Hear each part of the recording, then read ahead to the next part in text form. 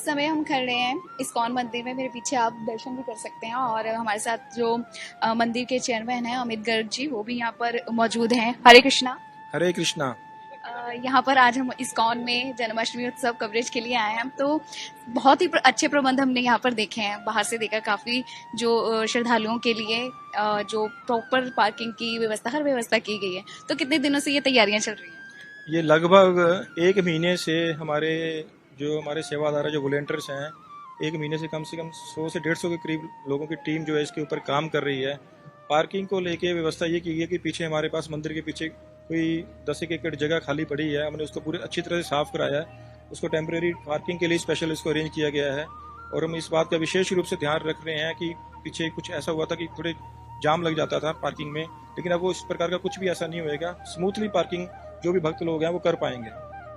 जैसे हमने देखा कि साज सज्जा है, मुझे लगता नहीं है कि एक दिन में ही मंदिर की तैयारी पूरी हो गई होगी। तो कितने दिनों से ये तैयारी लगी है और कितने लोग कर रहे हैं? देखो, प्लानिंग तो जैसे मैंने बताया कि महीने से चल रही थी, लेकिन जो मंदिर की साज सजावट है वो पिछले 4 दिन से कंटिन्यू दिन रात ये इसके ऊपर काम चल रहा था। जैसे कि आप देख सकते हैं, भगवान का श्रृंगार देख सकते हैं, इसमें कोई भी आर्टिफिशियल फूल नहीं है, सब ओरिजिनल फ्लावर्स जो हैं लाकर इस वहाँ पर यूज किए गए हैं। और इसके अलावा हमने इधर इधर इधर इधर जिस हाल में हम खड़े हैं यहाँ पर भगवान के दर्शन की स्पेशल व्यवस्था की गई है। प्रॉपर यहाँ पे 2 लाइनें मेंटेन करी गई है और उसकी बात का ध्यान रखा जाएगा कि किसी भी तरह का कोई भीड़ भड़का ना हो, लाइन सुचारू रूप से चलती रहे, कोई धक्का मुक्की वगैरह नहीं होएगा। और उसके बाद यहाँ से भक्त दर्शन करके जब नीचे जाएंगे, नीचे एक बहुत बड़े पार्क में एक गौरामानी माता जी जो स्पेशल यूएसए से आई हैं भक्तों के आनंद के लिए, भगवान के आनंद के लिए कीर्तन करने के लिए। और नीचे उनका प्रोग्राम जो है शाम को ठीक 5:30-6 बजे के करीब गौरामणि माता जी का कीर्तन शुरू हो जाएगा, जो रात के लगभग 12:30 बजे तक चलेगा।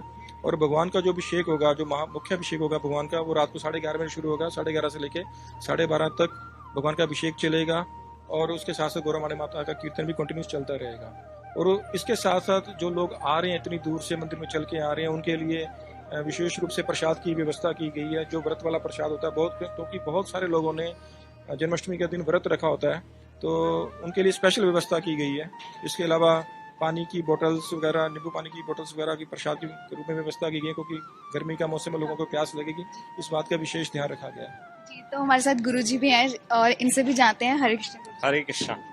गुरुजी, जैसे एक बात जो है कि आज जन्माष्टमी उत्सव हम यहाँ पर सेलिब्रेशन के लिए यहाँ पर आए हैं, लेकिन कुछ लोगों ने 18 को कर लिया, कुछ लोग आज कर रहे हैं। थोड़ा सा हम इसके बारे में जरूर आपसे जानना चाहेंगे। हरे कृष्णा। तो अपनी बात को शुरू करने से पहले मैं आप सबको जन्माष्टमी की हार्दिक शुभकामनाएं देना चाहता हूं। आज बहुत विशेष उत्सव है। रही बात 18 को मनाना या 19 को मनाना, देखिए वैष्णव जनरली जिस अष्टमी को सूर्य उदय होता है उस दिन जन्माष्टमी सेलिब्रेट करते हैं। तो रात को अष्टमी शुरू हुई, देर रात को शुरू हुई और सूर्य उदय आज हुआ, तो इस कारण से वैष्णव आज इसको मना रहे हैं। और बाकी दूसरे हिंदू सिद्धांत के अनुसार 18 को भी मनाई जाती है, उसमें कुछ गलत नहीं है। अपने भाव के अनुसार हम दोनों ही सिस्टम फॉलो कर सकते हैं।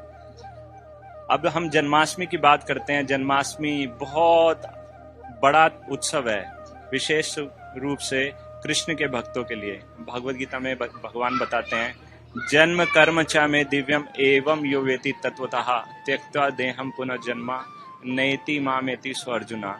इसमें भगवान कह रहे हैं, 2 चीजों के विषय में बता रहे हैं कि मेरे जन्म और मेरे कर्म ये दिव्य हैं, इनको साधारण नहीं समझना चाहिए। या अगर इसको हम कह सकें कि जिस प्रकार से आम व्यक्ति का जन्म होता है, वैसा भगवान का जन्म नहीं है। भगवान जब प्रकट हुए देवकी और वसुदेव के पुत्र के रूप में, तो चतुर्भुज रूप में प्रकट हुए। भगवान इसलिए प्रकट हुए क्योंकि उनको पूरा आश्वासन देना चाहते हैं, मैं वही भगवान हूँ जिन्होंने आपसे प्रॉमिस किया था कि मैं आपके पुत्र के रूप में आया हूँ। और पूरे आभूषण धारण किए हुए थे, हाथ में शंख चक्र गदा पद्म धारण किया हुआ था। और फिर जेल में प्रकट होकर भगवान ने क्या किया, अद्भुत लीलाएं की।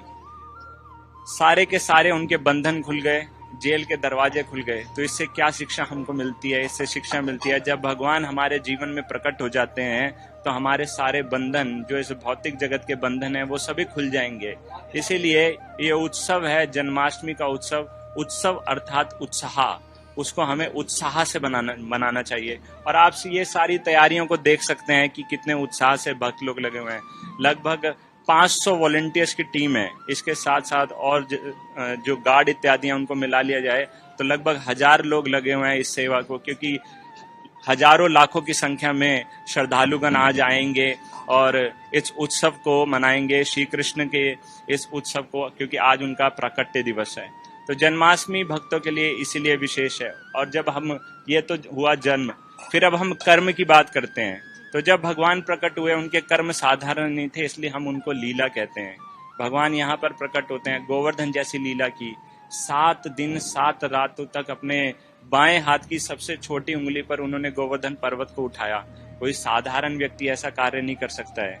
अगर किसी आम व्यक्ति को बोला जाए चलो छोड़ दो, गोवर्धन पर्वत मत उठाइए, एल्टो ही उठा लीजिए, मारुति एल्टो आप उठा लीजिए, कितनी देर तक? उसको बोलेंगे 7 घंटे, तो शायद नहीं उठा पाएगा। 7 मिनट तो भी नहीं उठा पाएगा।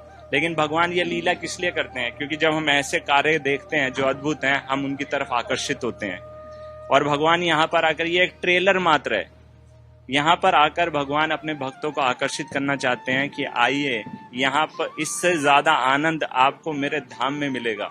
और वो ऐसा भगवान का धाम है जो शाश्वत है, जहाँ पर आनंद ही आनंद है, जो आनंद से भरा हुआ है। एक्चुअली में अगर देखा जाए, हम बात करते हैं, कोई भी कार्य हम करते हैं आनंद की प्राप्ति के लिए। अगर हमें कोई कहे कि आप उस स्थान पर चले जाइए, वहां पर बहुत पिटाई होगी, बहुत कष्ट होगा, बहुत दुख होगा और आपका सारा जीवन दुखमय हो जाएगा, तो शायद कोई उस स्थान पर जाएगा नहीं। हम हर स्थान, उसी स्थान पर जाना चाहते हैं जहां पर हमको खुशी प्राप्त हो, जॉय, हैप्पीनेस, ब्लिस। अब भगवान कहते हैं अगर आपको ऐसा आनंद चाहिए जो कभी खत्म ना हो, जो हमेशा से चलता रहे, जो लगातार है, निरंतर है, उसके लिए आपको मेरे साथ रहना पड़ेगा।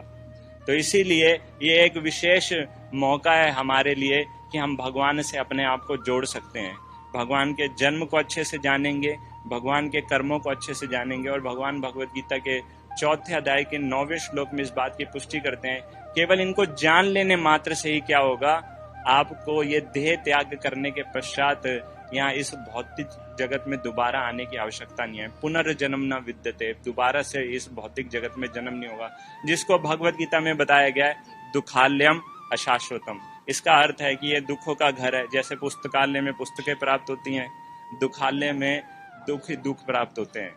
तो इसी प्रकार से, और ये अशाश्वतम है, कहने का अर्थ अगर सुख प्राप्त भी होगा तो थोड़े समय के बाद हमको उसमें कुछ ना कुछ गैप मिलता है या दुख का भी अनुभव होता है। इसीलिए ये जन्म और कर्म को, भगवान को समझने के लिए हमें भगवान के समीप आना चाहिए। और आज बहुत विशेष मौका है।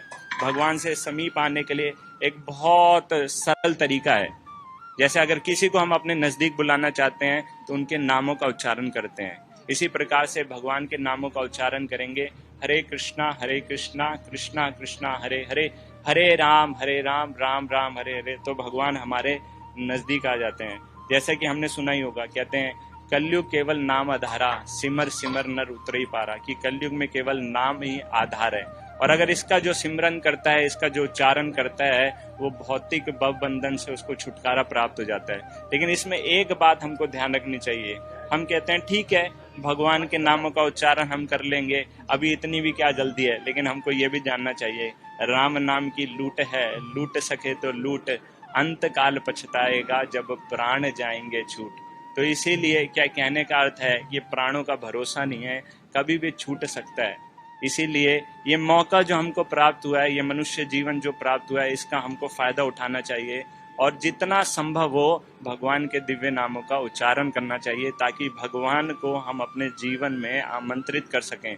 और जब भगवान आते हैं तो सारे दुख, सारे कष्ट स्वतः ही खत्म हो जाते हैं। उसके लिए हमें अलग से प्रयास करने की आवश्यकता नहीं होती। क्यों? यही भगवान का गुण है, आनंदम बुद्धि वर्धनम प्रतिपदम, कि उनका संग प्राप्त करते ही सब कुछ आनंदमय हो जाता है। इसलिए मैं अपनी बात को यहीं पर समाप्त करना चाहूंगा, ये बात कह के कि हमें चाहिए कि कृष्ण को अपने जीवन में अपनाना चाहिए, राम को अपने जीवन में अपनाना चाहिए। कृष्ण का अर्थ है सर्व आकर्षक और राम का अर्थ है सबको आनंद देने वाले। तो इसलिए अगर हम देखते हैं भौतिक चीजों के प्रति हम आकर्षित होते हैं, लेकिन उससे इतना आनंद नहीं है। अगर कृष्ण की ओर आकर्षित होंगे, राम की ओर आकर्षित होंगे, तो हमको आनंद ही आनंद प्राप्त होगा। और इसके लिए मंदिर में आते हैं श्रद्धालुगण, भगवान का दर्शन करते हैं, प्रसाद ग्रहण करते हैं, उनका आरती अटेंड करते हैं, कीर्तन सुनते हैं, सत्संग सुनते हैं, शास्त्रों का अध्ययन करते हैं। तो इस प्रकार से उनकी भक्ति में प्रगति होती है। जी, तो इसी के साथ हरे कृष्णा गुरु जी। हरे कृष्णा। तो ये हमारे साथ गुरु जी थे जिन्होंने हमें बहुत अच्छी बातें बताई जो कि इस्कॉन से जुड़ी हुई थी, भगवान श्री कृष्ण से जुड़ी हुई थी। चलिए जैसे ही प्रोग्राम शुरू होता है हम आपको लाइव दर्शन भी जरूर कराएंगे इसी के साथ। तो मिलते हैं।